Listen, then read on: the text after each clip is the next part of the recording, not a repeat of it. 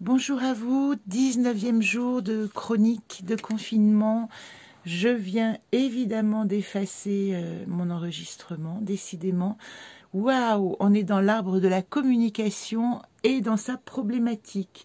Et je l'envisage sous toutes ses formes, je peux vous dire, depuis cette nuit. J'ai très mal dormi, je grogne, je ne suis pas contente et je me suis rendu compte en faisant cette chronique à quel point je trouvais une vérité de nouveau dans ces cartes et qu'elle me permettait enfin de comprendre pourquoi je grogne. Voilà, je vais vous l'expliquer à votre tour si vous êtes dans cet état. Alors, pour commencer, je voudrais simplement vous dire un aspect planétaire que nous rentrons tout près de la prochaine pleine lune qui a lieu le 8 avril dans la nuit à 2h30, 2h36 exactement.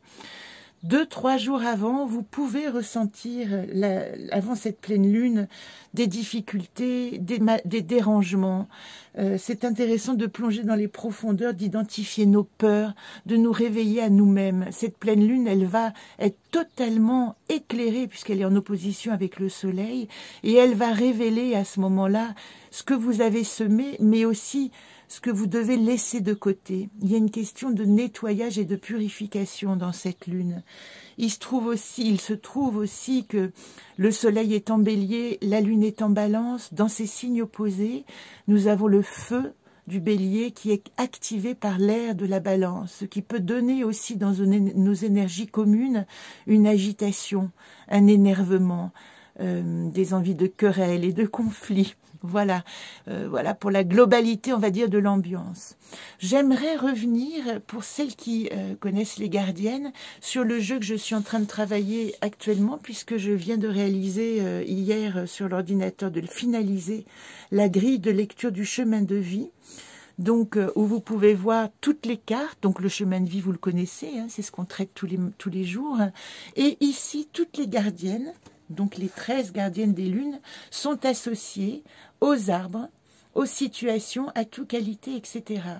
Et hier, quand j'ai montré ce jeu à des anciennes qui suivent les enseignements de Jamie Sams, c'est-à-dire les enseignements de ce livre que je ne saurais que trop vous montrer, Les 13 mères originelles, je vous conseille sa lecture. C'est inépuisable. Voilà 6 ans que je le lis tous les mois, voire 2 fois par mois.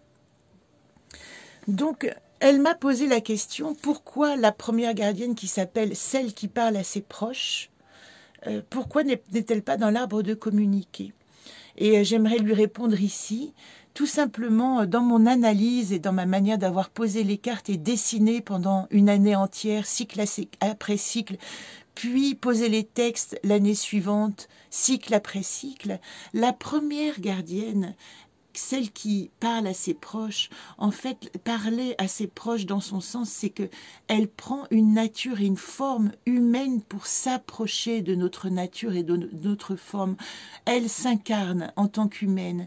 Et en fin de compte, plus que communiquer, elle entre en relation. Voilà pourquoi j'ai choisi de l'incarner par l'humile dans la nouvelle lune, suivi de Néris dans la tribu, c'est-à-dire qu'elle va rejoindre la tribu des humains pour transmettre ces enseignements qui sont fondamentalement liés à la nature, à nos cycles et à nos rythmes.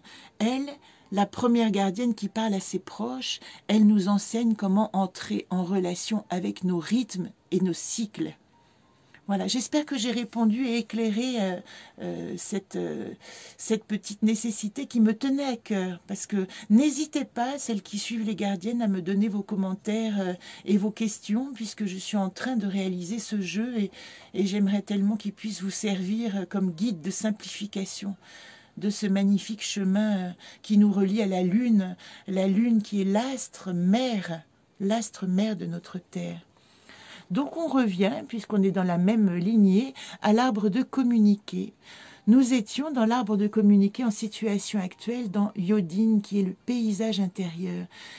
La communication, là, parlait vraiment de rentrer en communication avec soi-même, avec ce qu'on a à l'intérieur, encore plus qu'avec les autres. D'autant plus qu'en atout et qualité, deuxième carte, nous avions Tormo, qui nous parlait d'enracinement et de filiation, de retrouver ses racines, de comprendre avec quoi en moi je peux communiquer. La carte que j'ai tirée aujourd'hui, c'est la carte de l'enfant, Bozem. Alors c'est intéressant dans le volcan intérieur, puisque cette carte, elle est arrivée en première carte tirée. Donc j'ai commencé mon jeu du volcan intérieur, celui que je vous tire et que dont je vous parle tous les jours, dans l'arbre d'entreprendre avec Bozem. J'entreprenais de faire vivre à mon enfant intérieur son chemin volcanique à travers la compréhension de lui-même. Aujourd'hui, Bozem est en troisième ligne de problématique. Qu'est-ce qu'il dit à ce moment-là?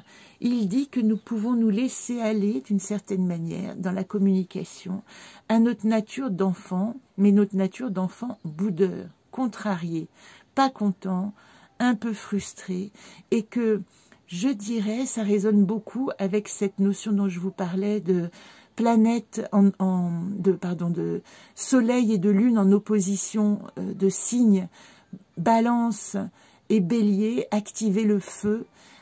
Peut-être que ça peut nous mettre un petit peu en colère, nous énerver, nous agiter, nous irriter. On va faire na, greux, groom, etc. C'est très possible. C'est ce qui m'est arrivé depuis cette nuit. Je suis très agitée et ce matin, je me suis levée, pour tout vous dire, de pas très bonne humeur. Et ce qui est très rigolo, c'est qu'au fur et à mesure que j'ai tiré ce jeu et le premier tirage, j'ai eu la sensation que cette espèce d'humeur s'en allait dans une espèce d'autodérision en disant « Bon, ben voilà, ton enfant intérieur est agité et simplement reconnais que tu as juste envie de bouder et de taper des pieds. » Elle touche à la peur de l'adulte qui a oublié sa nature d'enfant. Donc quand vous êtes dans cet état-là, rappelez-vous simplement et reconnaissez que l'adulte en vous reconnaisse la nature de l'enfant en vous qui de temps en temps a besoin de grogner, a besoin de faire des bêtises, de pas être content, d'explorer le monde d'une manière un petit peu anarchique et pas forcément lucide, sérieuse et pas positive, mais en tout cas constructive. Puis-je être accepté et adopté dans un nouveau paysage? Ça touche aussi au fait que on peut être contrarié, comme ça m'est arrivé. Alors je prends évidemment mes exemples autour de moi et j'espère que ça vous résonne, par le comportement des autres qui tout à coup craquent infantilement et puis vont aller boire un pot avec les copains. Mais ces autres qui ont 20 ou 25 ans, quelle est leur capacité à supporter le confinement? Et dans la mesure où peut-être ils gardent leur vigilance, à nous d'accepter nos errances et le fait que de temps en temps, oui, on n'est pas tout à fait dans nos bottes et on a besoin de craquer un peu, de faire des bêtises pour supporter le confinement, pour supporter la frustration.